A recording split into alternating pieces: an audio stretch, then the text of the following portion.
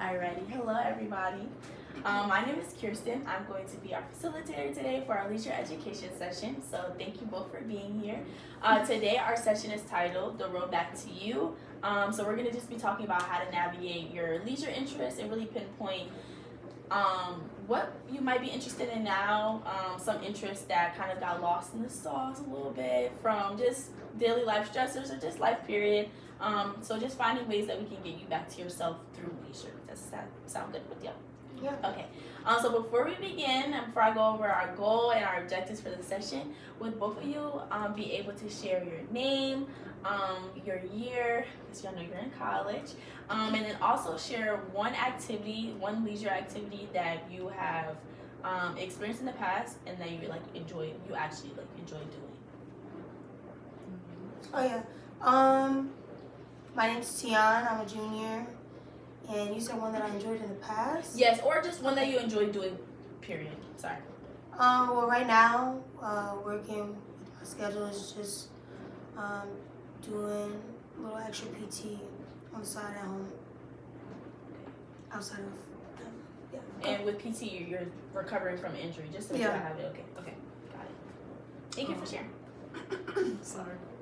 My name is Victoria. I am a first-year master's student here at Cortland, and I would say, what was the question again? What is one activity that you enjoy partaking in?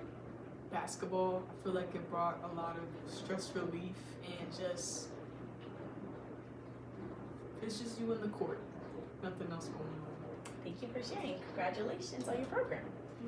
Alrighty, so I can go as well. My name is Kirsten, and I am also a master's student here at SUNY Cortland. It's my first year, my first semester. And one activity that I enjoy partaking in, leisure-wise, I would honestly say probably walking. This past summer that I got really into walking a lot with friends. So I would say that's definitely an area that really brought me fulfillment in a way. So yeah. Okay, so our goal today, again, is to assist you in exploring your leisure interests. And then we have three objectives for the session today. So one is to identify at least 2 leisure activities that contribute to your well-being on your own leisure journey. The second one is to address any personal barriers or anything that might prevent you from engaging in these activities that you do enjoy.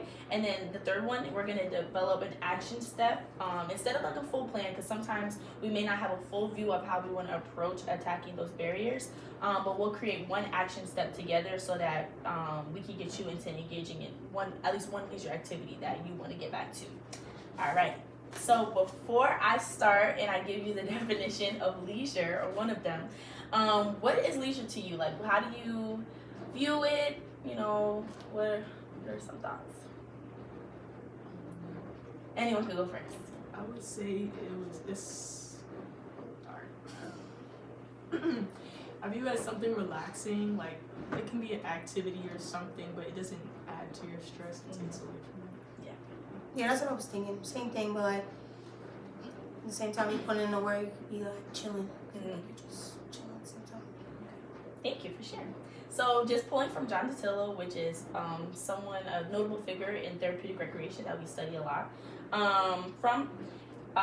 His definition is leisure is an experience that results from being intrinsically motivated to participate in chosen, meaningful activity that enables self-expression, self-identity, and connectivity. So just having a sense of belonging.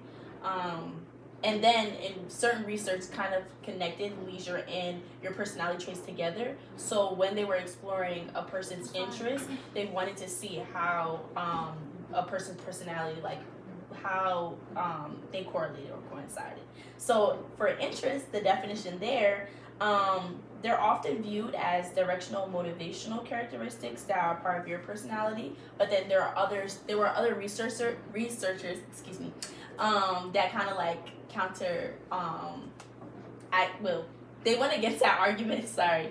And they said that interests are essentially learned, so they stem from your abilities, your talents, and then those are things that can contribute to your personality, but they're not necessarily a part of it.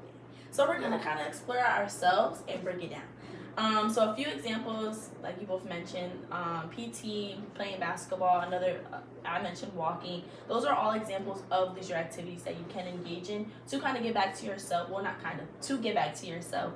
And then also to just enjoy relaxation, being replenished, rejuvenated from the week, or just during the week. Because I know a lot of times, a lot of students will wait till the end of the week to kind of enjoy some type of like leisure, formal leisure, but during the week it's important as well. So we want to talk about incorporating that in your daily schedule, so you're not feeling stressed.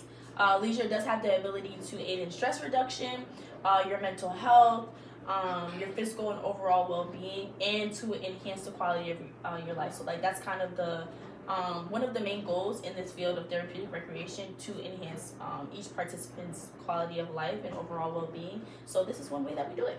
Nice. Okay, so next, we're gonna get into our discussion portion. So I'm gonna ask a few questions, and both of you can feel free to answer out loud, or I do have some sticky notes here that you both can place on your posters before we get into our learning activity, and pens here if you would like to, Thank you. instead of verbally responding, if you would like to respond like via writing. Sorry. Some nice pens. Yes, they are indeed. Okay, so Wait. what? So these questions are these questions are geared to kind of tailor like to see how leisure shows up in your life presently. So the first question is what leisure activities have you engaged in that make you feel most like yourself? That you feel like your best self when you're participating in those activities. You said to write it, right? You can write it or say it out loud, but I gave writing as an option just in case you didn't feel comfortable sharing it out I would say anything. Me being able to be creative. loud. Okay. Yeah, that was my answer. Okay. And when we're talking about creativity, we're talking about like painting. Okay. Cooking. That's a good one. Not a lot of people make that connection. No, seriously, they don't. Right. Right. Not a lot of people think about it like that. They don't think that cooking could be in there, but that is an art. Baking as well. Yeah. That's cool. Clothes, designs, Yeah. stuff like that. I want design. Great. Cool.